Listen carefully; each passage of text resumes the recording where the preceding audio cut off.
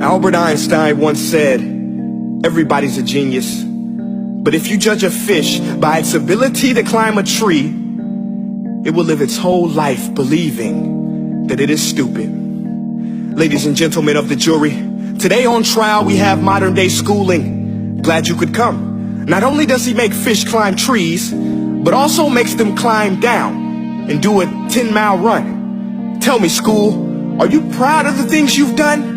Turning millions of people into robots, do you find that fun? Do you realize how many kids relate to that fish swimming upstream in class, never finding their gifts, thinking they are stupid, believing they are useless? Well, the time has come, no more excuses. I call school to the stand and accuse him of killing creativity, individuality, and being intellectually abusive. He's an ancient institution that has outlived his usage.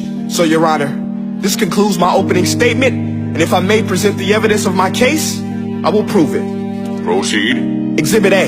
Here's a modern day phone. Recognize it? Here's a phone from 150 years ago. Big difference, right? Stay with me. Here's a car from today, and here's a car from 150 years ago. Big difference, right? Well, get this. Here's a classroom of today, and here's a class we used 150 years ago. Now, ain't that a shame? In literally more than a century, nothing has changed. Yet you claim to prepare students for the future?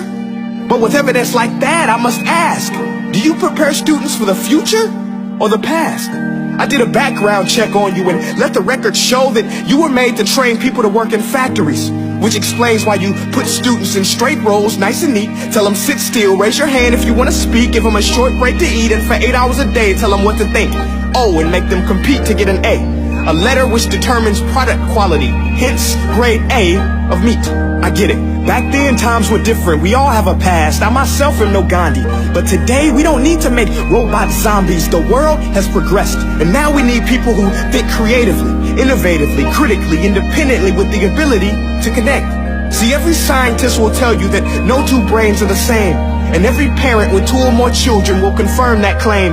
So please explain why you treat students like cookie cutter frames or snapback hats, giving them this one-size-fits-all crap. Watch your language. Sorry, Your Honor, but if a doctor prescribed the exact same medicine to all of his patients, the results will be tragic. So many people will get sick, yet when it comes to school, this is exactly what happens. This educational malpractice, where one teacher stands in front of 20 kids, each one having different strengths, different needs, different gifts, different dreams, and you teach the same thing the same way?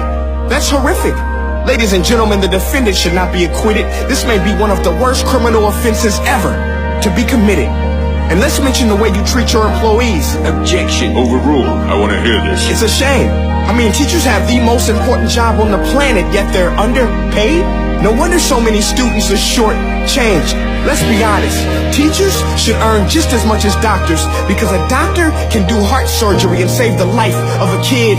But a great teacher can reach the heart of that kid and allow him to truly live. See, teachers are heroes that often get blamed, but they're not the problem. They work in a system without many options or rights. Curriculums are created by policymakers, most of which have never taught a day in their life. Just obsessed with standardized tests. They think bubbling in a multiple choice question will determine success. That's outlandish. In fact, these tests are too cruel to be used and should be abandoned, but don't take my word for it. Take Frederick J. Kelly, the man who invented standardized testing, who said, and I quote, "These tests are too cruel to be used and should be abandoned." Ladies and gentlemen of the jury, if we continue down this road, the results will be lethal. I don't have much faith in school, but I do have faith in people. And if we can customize healthcare, cars, and Facebook pages, then it is our duty to do the same for education, to upgrade it, change it, do away with school spirit, because that's useless. Unless we're working to bring the spirit out of each and every student, that should be our task.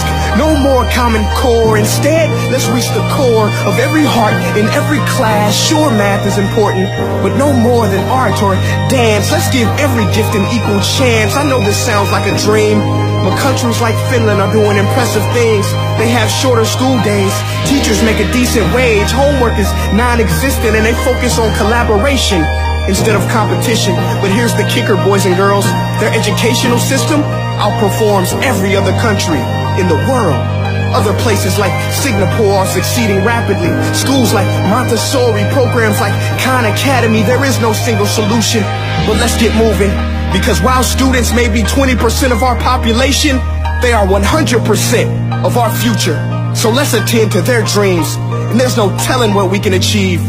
This is a world in which I believe, a world where fish are no longer forced to climb trees. I rest my case.